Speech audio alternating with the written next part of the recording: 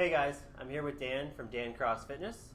We did a little video last week that just touched on basically a broad view of your story and how we both train and eat and everything supplementation wise. We're going to start to pick specific topics and get a little more in-depth. So today we're going to pick intermittent fasting. So we're going to do a little bit more of an in-depth dive into intermittent fasting. We're going to talk about what Dan does. I myself just recently started working with intermittent fasting, so we're going to talk about where I'm at, and we'll talk about some of the broad spectrum and then some of the fine details. But to get started, if you want to just give us a brief overview of what intermittent fasting means to you. Yeah, so there's a couple different definitions of intermittent fasting, but essentially you go for a minimum of 12 hours without eating. And then what happens after 12 hours is your liver starts to burn ketones for fuel, which is actually produced from the fat stores on your body. And then for every hour you go past that, you burn more ketones for fuel. Okay. So yeah, you just have to go for a minimum of 12 hours, no eating, and you'll start to burn ketones from your liver. Okay. I've heard different approaches, like your 12-hour window to even up to like a 14 to a 16-hour window. Mm-hmm. Is there an ideal zone to try to get to? 14 to 16 hours seems to be the optimal zone. Okay. In terms of the benefits of fasting.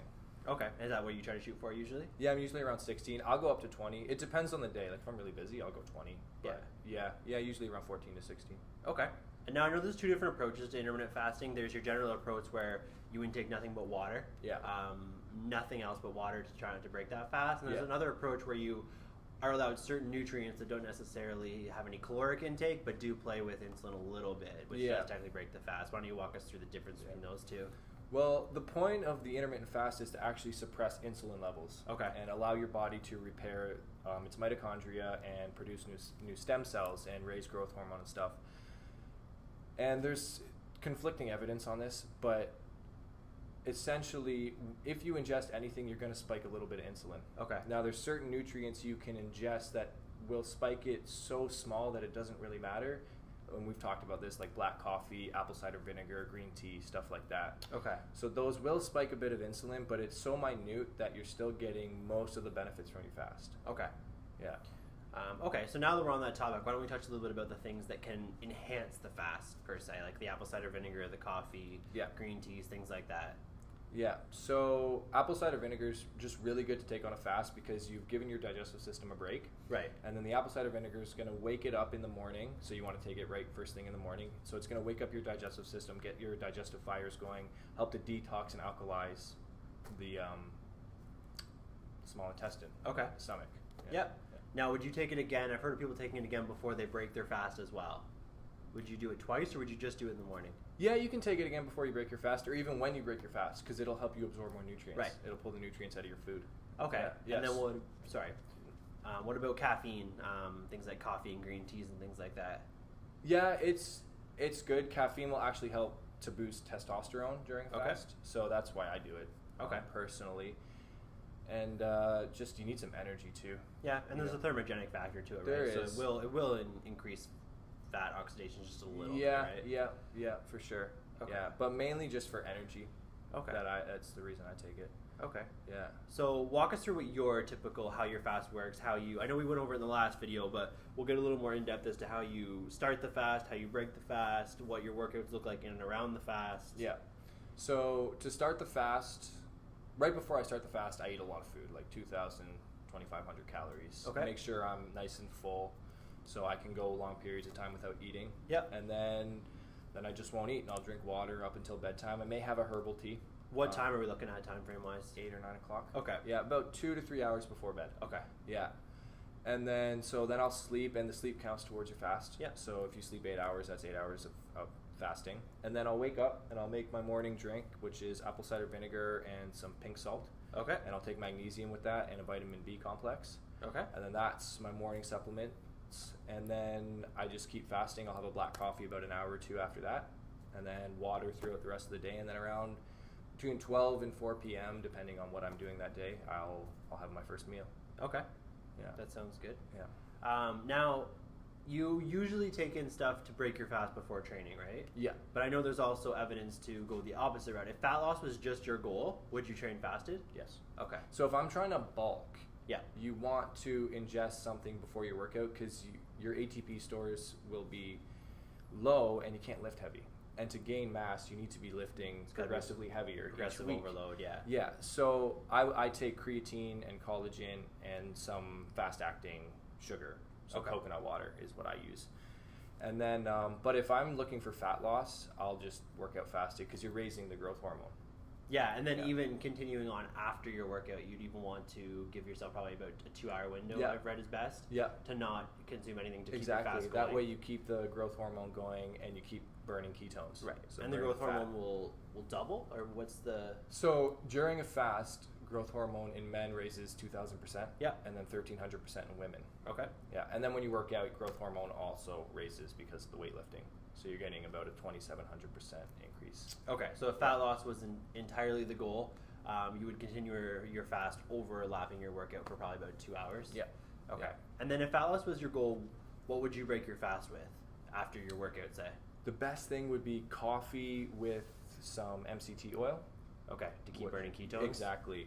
Or a bone broth with MCT oil, again, to keep burning ketones. One or the other. Yeah. Okay. Yeah. And then opposite, if purely muscle building was your goal, you talked about having the things to generate ATP production. And exactly. So if you want to gain muscle, and I found this has really worked for me, is you have very low insulin during a fast, right? Yeah. So if you spike your insulin with some fast-acting carbs, you're going to get a big insulin surge, just like people inject insulin. Yeah. You know, same idea in the body, you're just more biohacking it. So yeah, just have some fast-acting carbs when you break your fast. That's going to spike your insulin. I do it before a workout with the creatine, which has some dextrose in it, and then coconut water. And I find my energy levels, my power output is incredible, and then the pump in the gym is pretty good too. So, yeah. Because in theory, you shouldn't need to take any, like an extravagant amount of carbohydrates pre-workout just because you fasted, because your glycogen storage should still be intact, right? Exactly. But and this is for if you're lifting really heavy. Yeah. Like if you're just going in and lifting, you don't have to worry about it. But yeah. So generally, there isn't really a muscle building benefit per se to doing it that way.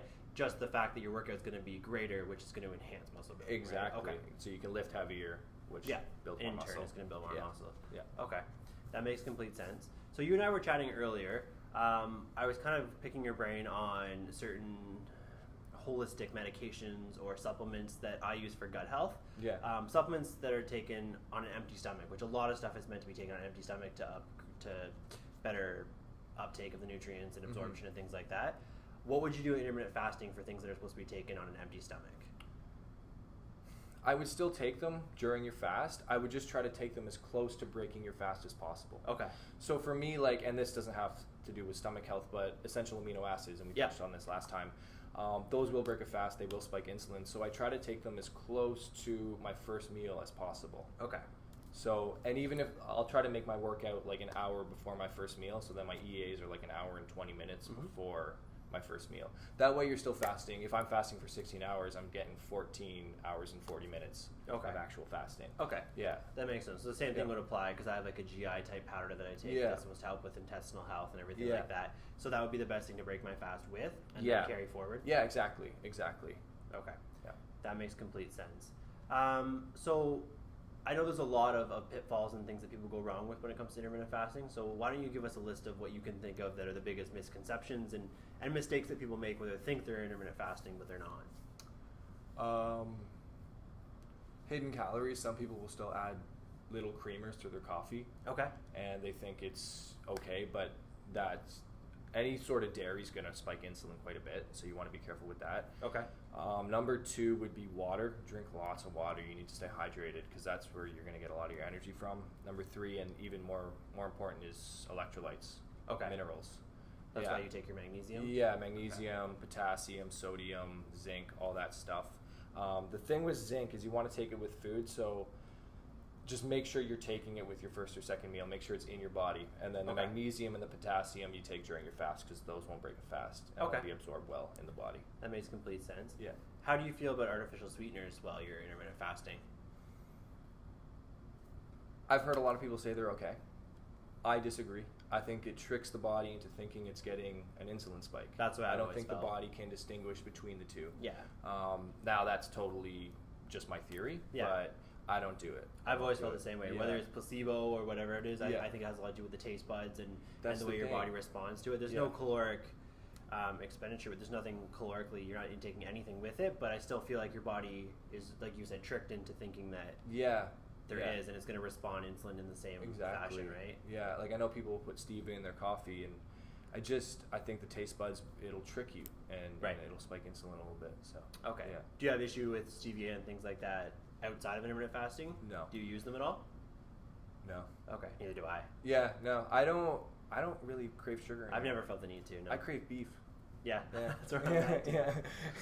That's where I'm at too. Yeah. Okay. The one thing I would say though is be careful with erythritol and xylitol. Yes. Don't want large amounts of that because it can really interrupt your digestive system and hurt it. And hinder the whole process of why we're trying to do this in the first place. And then you'll be running to the washroom and it's just not good. So okay. Yeah. So generally you eat 2 solid meals a day while you're intermittent fasting? Yeah. Okay. Walk us through what those look like.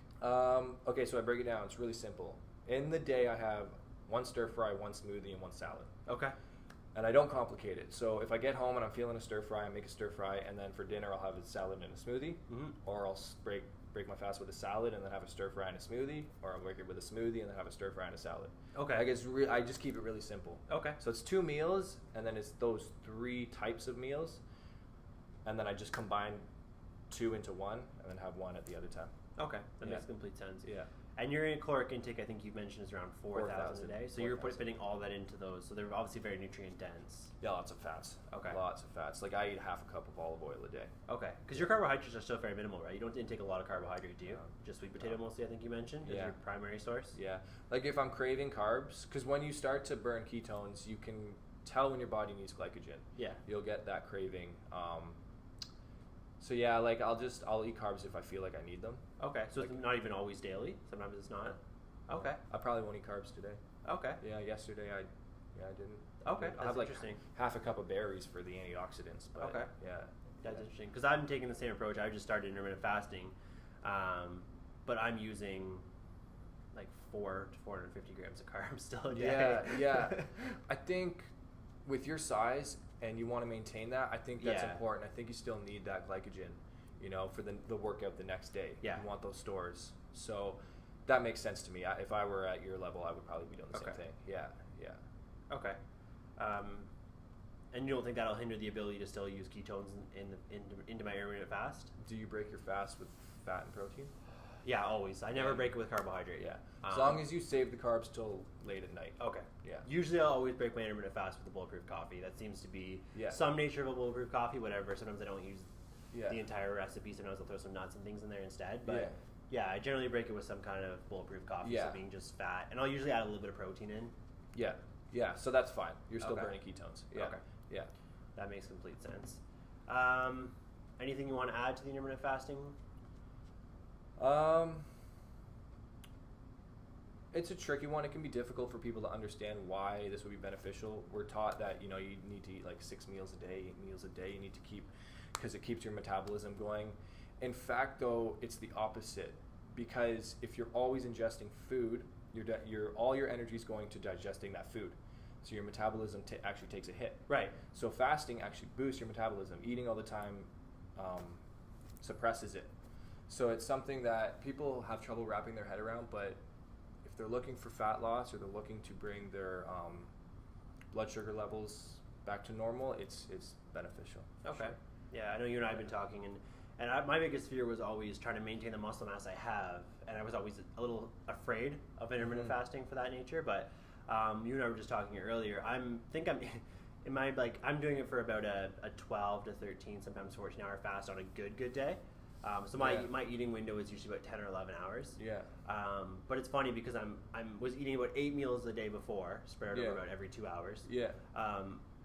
I'm eating in that 10, 11 hour window now, and I think I'm calorically intaking more. Yeah. But I found that I'm excreting less, so my nutrient absorption has to be higher. Yeah. So. And it's not to say like eating 6 to 8 meals doesn't work for muscle building. Right, and it did for me. It definitely did for me. It absolutely does. But if you're looking for health and muscle building, then I would definitely go the intermittent fasting route. Yes. Yeah. Okay. Because I found I'm absorbing better. I feel better. Yeah. My weight is actually up about a pound. Really? Which is surprising. It's awesome. Yeah. So. Yeah. Because I know you were saying you're trying to gain a little bit of weight. That's the goal. I'm going to see what I can do with having Crohn's and gut issues. Yeah. I'm going to see what I can do and how far I can push it. Yeah. So. Yeah. Which is the best way to do it, man. Yeah. Yeah. Absolutely. Yeah. Absolutely. So, okay. Well, hopefully that gives people a little bit of a guide to intermittent fasting. If you have any questions on intermittent fasting, reach out to myself or Dan. He's been doing it for quite a while, so he's got quite a good base of knowledge and experience level on it. So our contact info, as always, will be in the link below. So if you have any questions, send them our way. But other than that, I guess we'll talk to you guys soon. Yeah, and I just want to mention we're thinking of making this a weekly thing. Yeah, it will be a weekly thing, absolutely. Yeah, and we'll maybe do some workouts and kind of experiment with different stuff. stuff. Yeah, we'll start to build upon this. This is just the base and the foundation of, I think, what we're going to do. So so if you're watching this, stay tuned. Yeah. Because we got some stuff coming. Definitely. Absolutely. Yeah. That sounds great. And it'll only get better. So. All right. I look forward to it, buddy. Cool. Yeah, thanks for having me. Absolutely.